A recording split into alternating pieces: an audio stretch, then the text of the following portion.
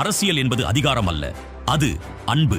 யார் அவரை பார்க்க வந்தாலும் முதலில் கேட்பது ஒன்றுதான், சாப்பிட்டீங்களா? முதலில் அனைவருக்கும் உணவு. அதுவே இவரது வாழ்க்கை, அதுவே இவரது அரசியல். கல்வி ஒரு சலுகை அல்ல, ஒரு உரிமை என்று நம்பியவர். பள்ளி மாணவ மாணவிகளுக்கு பல்வேறு உதவிகள், புதிய வகுப்பறைகள், புதிய கனவுகள். கல்வி வழியே ஒரு சமூகத்தை உயர்த்தியவர்.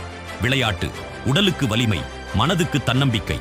விளையாட்டுத் துறையில் சாதிக்க அனைவரையும் ஊக்குவித்தவர். பதக்கங்கள் வென்ற வீரர்களுக்கு உதவிகளும் சான்றிதழ்களும் அங்கீகாரமும் வழங்கியவர். தனது தொகுதி அரசு மருத்துவமனையில் செய்த பல்வேறு உதவிகள் இன்று ஆயிரக்கணக்கான மக்களின் உயிரையும் வாழ்க்கையையும் பாதுகாக்கிறது. லண்டன் ஆக்ஸ்போர்டு பல்கலைக்கழகம் இலக்கியத் துறையில் டாக்டர் பட்டம் பெற்றவர். கல்வியிலும் சிந்தனையிலும் உலக அளவில் உயர்ந்தவர்.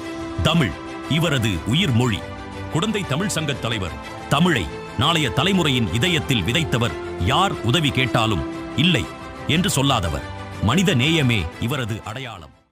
ஓர் இந்திய அரசியல்வாதி, தமிழ்நாட்டின் சட்டமன்ற உறுப்பினர்.